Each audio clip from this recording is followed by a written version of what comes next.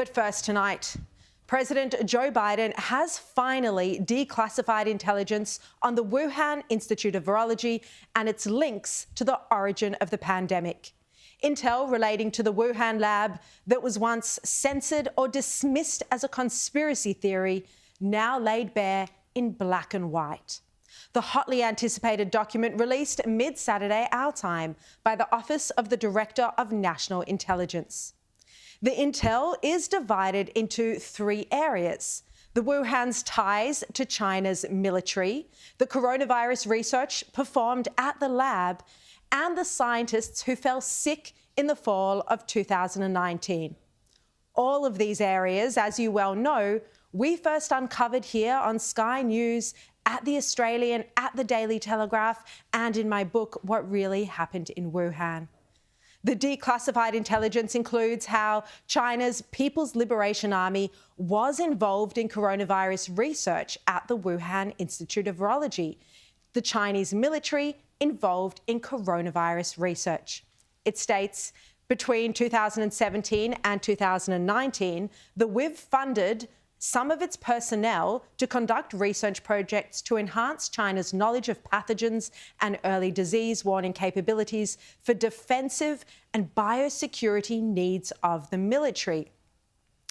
It also states, prior to collaborating on a vaccine for SARS-CoV-2, the WIV collaborated with the PLA on other vaccine and therapeutics relevant to coronaviruses. We first started unearthing the ties between the PLA and coronavirus research in May 2020, as you can see in this Daily Telegraph front page. That story began by saying China's People's Liberation Army has been involved in scientific research co-funded by the Australian government into the origins of the coronavirus, published in medical journals. Again, that more than 3 years ago, May 2020. Our investigations into this topic continued at The Australian. As you can see, this another front page story. We wrote that Anthony Fauci's institute funded research by the Chinese military, the Wuhan Institute of Virology, and American scientists to genetically manipulate coronaviruses shortly before the pandemic hit. Again, we covered it here on Sky News. There's an entire chapter in my book about it, and only now declassified and confirmed by the Office of National Intelligence in the United States. The intelligence also confirms that Wuhan Institute of Virology researchers who fell sick in the fall of 2019 had been hospitalised, and they'd been conducting research into animal respiratory viruses. This was our global exclusive here in March 2021, more than 2 years ago, reporting this both on Sky News and in The Australian. And we wrote, Wuhan Institute of Virology researchers working on coronaviruses were hospitalised with symptoms consistent with COVID in early November 2019 in what US officials suspect could have been the first cluster. Is that the three of them were so sick they ended up in hospital. Two intel agencies were cautious about this particular intelligence, saying the researchers' symptoms could have been caused by other illnesses and that one scientist might have been hospitalised in this time frame for treatment of another condition. But it's that intel about the scientists at the lab working on coronaviruses who were hospitalised that we first made public in March 2021, that then 2 months later led to Joe Biden announcing a probe into the origins of the pandemic.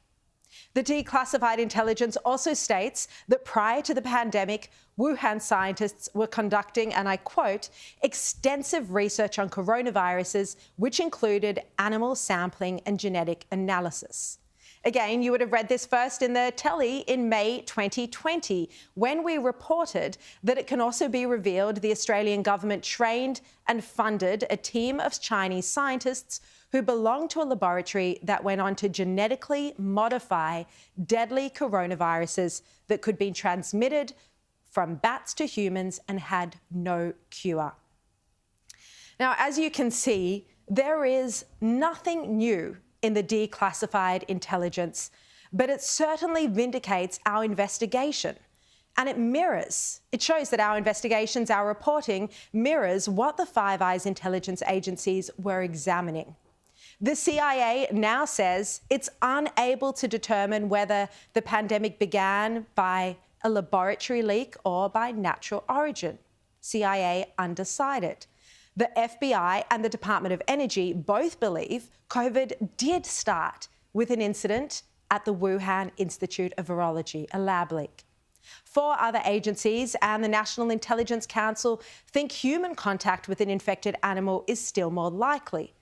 None know for certain. The intelligence community remains divided. Yet, we were all ridiculed by Media Watch, the Sydney Morning Herald, The Age and The Guardian for investigating this topic. Their reports from Paul Barry, Anthony Galloway and others were patronising. Let's catch the latest coronavirus scare story from News Corp's Sharri Markson. Virus warfare in China files. Exclusive. Yes, it was scary stuff, as was Markson's notorious Wuhan lab story in the telly last year. Former Foreign Minister Bob Carr, who is a friend of China, was just as damning, telling The Guardian, "This is a case study in a species of journalism we can baptise as China panic." That one of several Media Watch reports. And tech giants followed suit, with Facebook removing any content that questioned whether the virus might have been lab-created. Facebook only reversing their position after Joe Biden directed the agencies to redouble their efforts to investigate the origin of COVID. Facebook said in a statement, in light of ongoing investigations into the origin of COVID-19 and in consultation with public health experts, we will no longer remove the claim that COVID is man-made or manufactured from our apps. The Daily Telegraph editor Ben English has today called for Media Watch and the ABC to apologise. In labelling this a conspiracy theory, the taxpayer-funded public broadcaster was stifling public interest journalism. Our journalism on this, involving not just me but other journalists at The Telegraph, The Australian and here at Sky News, has led the way in unearthing information that furthered the world's understanding of how the pandemic began. It's a point many in the US and UK have made, and Rand Paul actually makes it again in his interview tonight. I think sunlight's the best thing for this, and I think the work you've done on this has really gotten us started to do quite a bit. And we hope you'll continue, and we're going to continue here as well.